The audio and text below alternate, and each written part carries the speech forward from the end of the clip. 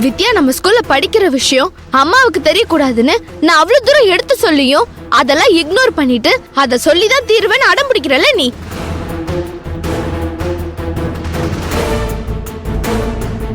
அம்மாக்கு டவுட் வந்துருச்சுக்கா.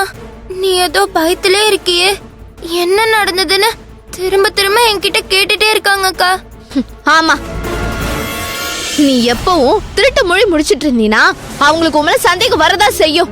அரவிந்த் உன் கூட தானே இருக்கான், ஏன் அவகிட்ட அம்மா எதுவும் கேட்கல?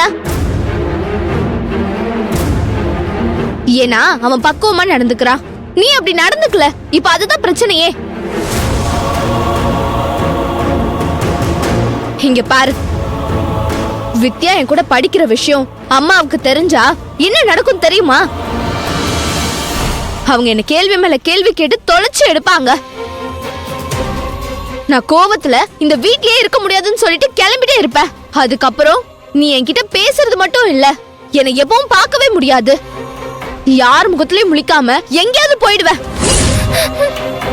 அக்கா, என்னக்கா நீங்க வீட்டை விட்டு போயிடுவேன்னு சொல்லிட்டு இருக்கீங்க? அப்ப வேற என்னடா பண்ண சொல்ற? இவ பேசுறதெல்லாம் பார்த்தா எனக்கே டவுட் இருக்கு. எப்ப வேணா சொல்லிடுவாளோன்னு பயமா இருக்கு. அப்படி தெரிஞ்சா இப்ப நான் சொன்ன மாதிரி தான் முடிவெடுக்க வேண்டியிருக்கும். நீங்க அப்படியெல்லாம் எந்த ஒரு முடிவும் எடுக்க வேண்டிய தேவை இருக்காதுக்கா. நான் தங்கச்சி கிட்ட பேசுறேன். நந்து, நீ தான் அம்மா கேட்டதுக்கு உண்மையை சொல்லாம சமாளிச்சிட்டல்ல.